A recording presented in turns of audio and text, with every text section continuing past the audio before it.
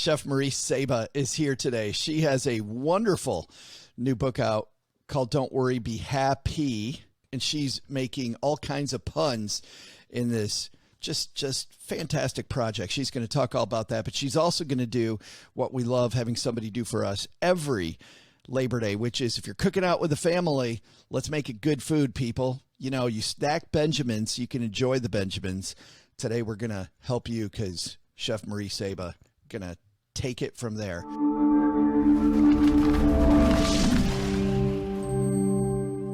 And on My Dad's Shortwave Radio, it's our new friend Marie Saba here. How are you? Good. Thank you so much for having me. Well, thank you for helping us with Labor Day because, as you know, Marie, more than most people, the grocery store has gotten very expensive. It's gotten incredibly expensive. So if you can help us make things cheaper, that's going to be great. But before we get to that, I got to tell you this, and I'll just put it in Star Wars geek speak. The dad joke force in you is strong, Marie. It is so strong. Like, where did the dad joke idea come from? This whole book, Don't Worry, Be Happy, yes, is just, it's so damn funny. Well, my dad, I mean, I do owe all my dad joke humor to my dad. He is the king of cringe, told bad jokes growing up all the time. So really, humor, I do owe that to my parents. Humor was such a big part of our household.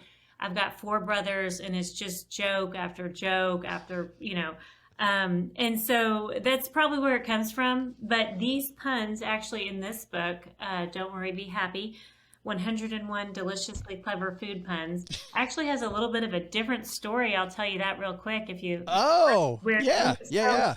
And then I thought we'd do just 3 or 4 of them because there are a couple I wanted to ask you about, and we'll give people a taste of it. That sounds good. So this came about because, first of all, I'm in the kitchen all the time. I'm a chef, recipe writer, content creator.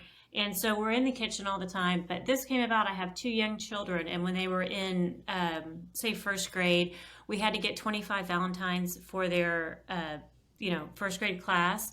So we went to the grocery store, looked at the Valentines there, and we did not like them. They were just they didn't connect at all to them. They didn't really get the joke. So we said, let's go home and make our own. So we went home and we had these letter cookies, and we made them into puns. And this was the first one, actually. It's, I am bananas for you. Bananas for you. Yeah. And so real simple that first graders could understand. And then we made a few others. We are meant to be, and I like this one. I don't know if this one was one of the original ones. I love you a waffle lot. Yes, that was in there. So they was... started out as Valentines, and I posted them on my Instagram. And I think within a few hours, Bon Appetit magazine emailed and said, "We would love to do a story on your food Valentines. Are you doing more?" And so, of course, my response was, "Yes, we're doing more." Yeah. So we did more. And so that's kind of how they came about. But they kind Did you think I would have thought, Marie, that I was being punked. Like one of my friends was writing me from Bon Appetit. Like I wouldn't have thought that was really happening. Like, come on, no way. Right. Well, that's how Instagram works. Sometimes someone sees you and it takes off. And this was legit. It was a legit email with the email address and the whole signature line. So, I fell for it. I'm just imagining you and your friends like sitting around, this would be my household. We're sitting around, we open up like a bottle of wine, and these start flowing. Is that what happened, by the way? Well, what happens is I'll want to make a pun, and I'll say, I've got to make a pun with guacamole. I don't know what to do for guac. And so I'll invite some of my husband's, real funny, smart friends over, and I throw it out there, and then they just start riffing. And so yes, it is that way. And there is wine or margaritas. Yes. Involved. That sounds like planning meetings for our show, by the way, where it starts off bad, not the wine, but it starts off bad and then it gets funnier as we go. Is this I want to go through. Yeah.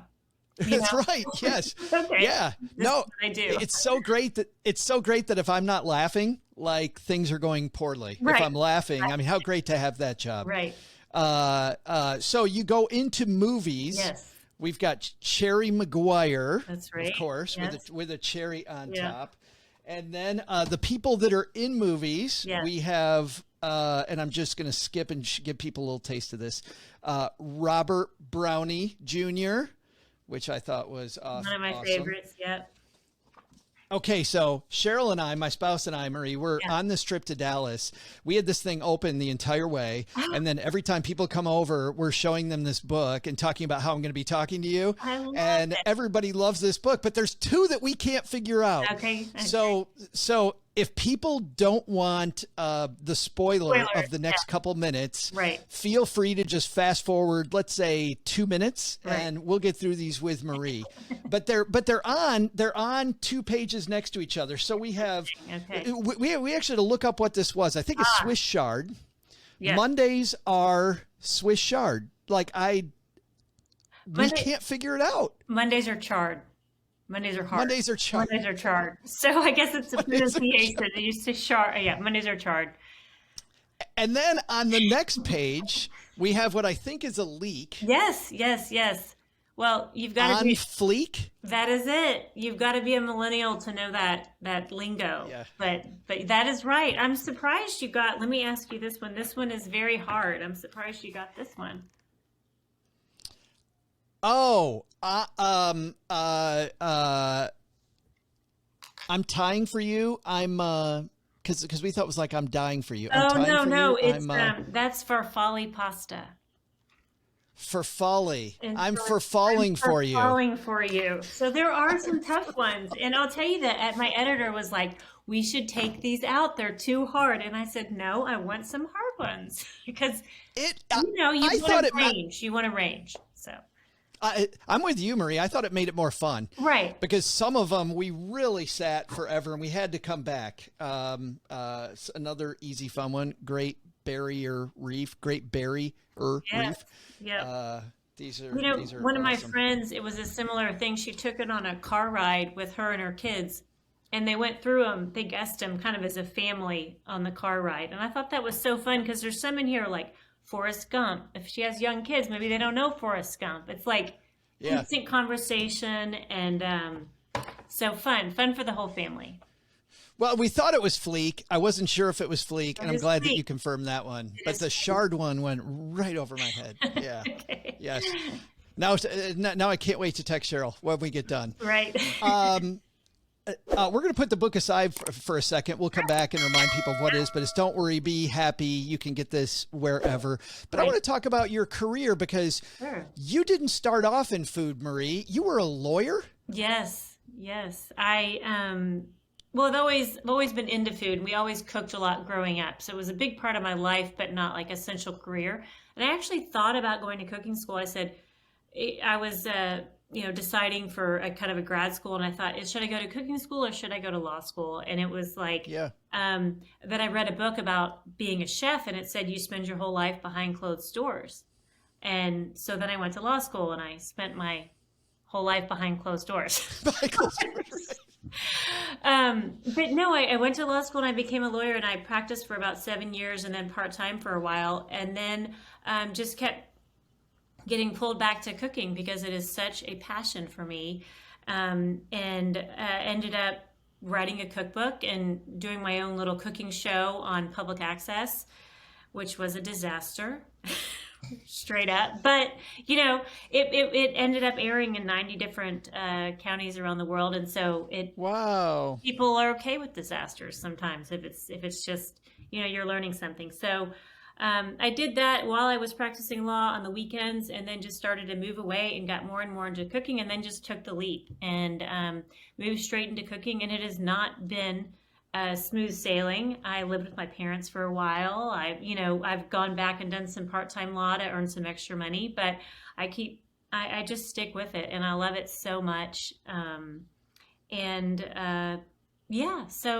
So as we were mentioning, earlier, it's like you got to kind of find your way, and there's no, even if you choose one path, you might end up somewhere else, and that is perfectly okay. And actually, it's actually made me better at what I do. I'm better as a content creator because I know how to read contracts, and it's a neat combination.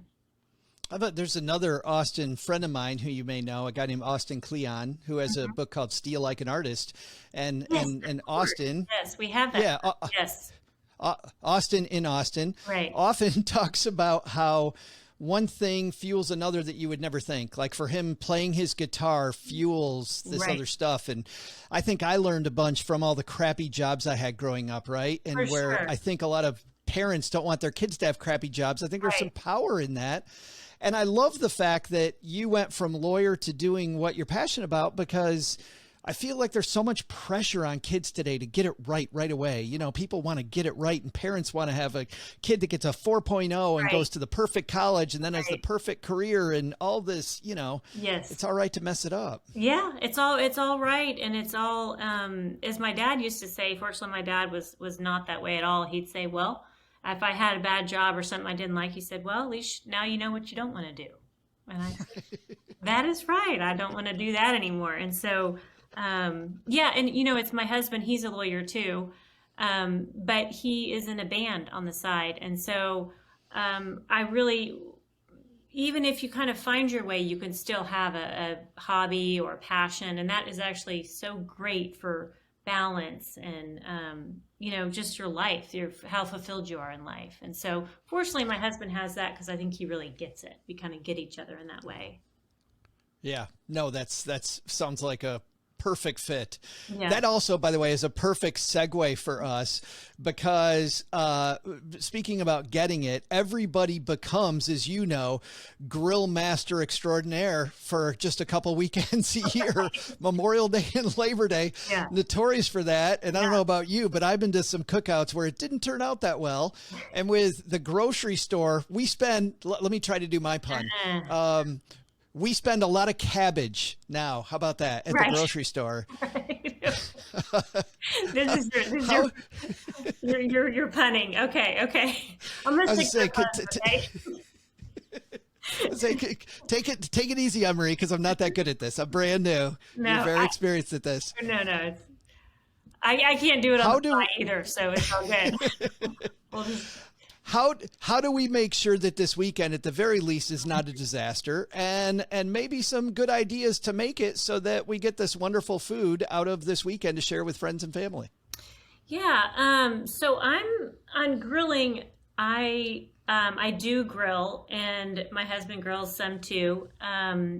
We love. I mean, if you can get a good cut of meat, you don't have to do much with it. And I love to do a really good sauce with it. I'm a real sauce person. I love chimichurri, and that is so cheap. It's cilantro, parsley, or just parsley, garlic, olive oil, and vinegar. So it's real simple, real cheap, and that can go on, anything you're grilling, from fish to chicken to lamb. Also Do love, you yeah, do you, by the way, before you move on, Marie, yeah, do yeah. you marinate that ahead of time, or do you just apply it while it's on the grill? How do you I apply do the that? sauce just after. So just grill what you're Afterwards? grilling with some olive oil and salt, and then just add your sauces, and that keeps it real simple. There's no need, no doing ahead anything. That's why these sauces are like a compound butter with some softened butter and Dijon, chives, lemon zest. Put that Mm. on anything. It takes it up a notch. So that's delicious. Um, Also love, as sides, one of my favorite is a marinated broccoli salad, which is fairly affordable. And it's one of those things that, sometimes you go to a potluck or a picnic and things are sitting out for a while. Well, the marinated broccoli salad gets better the longer it sits. So Every, one to have sitting there, and yeah. well, everybody listening has been listening to us for a long time when you say it's been sitting out. Yeah. So I am famous, Marie, Yeah. for at my 50th birthday party giving myself food poisoning because I ate coleslaw that had been sitting out the entire time. Everybody left and I was still on cloud nine, so I ate a ton of coleslaw. The next day I thought I had the flu. I didn't Oh, have the flu. I tried yeah. to kill myself with Um, coleslaw. So okay, well, this is for you then. You can have a marinated broccoli salad. There's a marinated green bean salad. No mayonnaise involved. Let it sit out. So I love those. Another one we do. Now this is have some mayonnaise, but a giant Caesar salad. It's just romaine and croutons and parmesan, and I've got a great dressing on my website, mariesaba.com. So And then as far as saving costs to, a flank steak, love that as a cutting meat. If you do need to marinate that one, but if you marinate it and cut it real thin, against the grain, it's fantastic. So In a salad or by itself? by itself is great. You can throw it on rolls, throw it in tortillas for some little fajitas, or with a salad is great. Lots of options. I like to have options because everybody's got all these different, sort of eating restrictions. Yeah. So I like to have like a chimichurri. It's dairy free, it's gluten free, it's sugar free. Have that. Have some grilled steak and put that together, and anyone can enjoy it. What's neat is at your website, mariesaba.com, as you mentioned, it's SABA for people that are just driving down the road and want to remember that, SABA. Or you can go to our show notes page, stackingbenjamins.com, and we'll have a link to the website. But you offer people in their email where they can get recipes on an ongoing basis. Right. You can sign up. You can sign up for recipes. And also, the thing about my website, and I did this on purpose, is there are no long blog posts. There's no ads, there's no pop-ups. You just click on the recipe you want, and there's a photo, several photos, and there's the recipe. And for me, wait a minute, I don't have to click 7 times just to figure out what the oven setting is. Scroll. I have endless frustration trying to find recipes online. And so when I did this website, my web guys kept saying, well, no, if you do here, they click again. And I was like, absolutely not. Just a recipe where they can see it. So that really is one of my goals, is making it easy for the recipes are easy, and I want access to be easy. Let's make this pleasant, Yeah. What are the Sabas eating this weekend, this holiday weekend? We love to do burgers, and ground beef is on the more affordable side of the meats that you can buy. And my secret for a really flavorful burger that is so easy is I have a barbecue sauce that I really like, and you just put about a tablespoon in there, and it gives you some garlic, it gives you some kind of hickory, it gives you all these little seasonings that are already in the barbecue sauce. Those go into your beef, and it comes out, it doesn't taste like barbecue at all, or sauce. It just has this nice kind of under flavor to it. And so we love Is it a Marie Saba recipe, or is it something off the store shelf? The barbecue sauce is off the store shelf. Yeah. One of your favorite barbecue sauce, put about a tablespoon in per pound. Well, thank you so much, because as you know better than most, Marie, with all the cooking that you do, man, is it expensive. And I feel like the more that you can eat at home and make eating at home fun, the more money we save because, still the grocery store versus a restaurant, we're still saving a lot of money. If we make it delicious, it's even better. I am with you. We eat at home as often as possible and try to keep it on budget, and, like you said, have some fun with it. And sometimes these new constraints, like trying new things that are cheaper, trying new ways to use ingredients, it expands our repertoire. So, this is a good way to try something new and learn, and like you said, have some fun. Well, and I'm just thinking too, when you said you guys eat at home a lot, I'm like, if I live next door to you, I would eat at home too. I'd eat at your home. I'd be knocking on you. I'd try to be your favorite neighbor, and I'd probably end up being your most annoying neighbor, Marie. My husband's like that. You remind him of that, okay? The book is Don't Worry, Be Ha-pea, as in the pea, 101 deliciously clever food puns, and Bon Appetit says it's whimsical and downright playful. And Cheryl and I totally agree. So available everywhere, I'm assuming. Yes, anywhere books are sold. Thank you so much, Joe. I appreciate it. Marie, thanks a ton for helping us make Labor Day better. I appreciate it.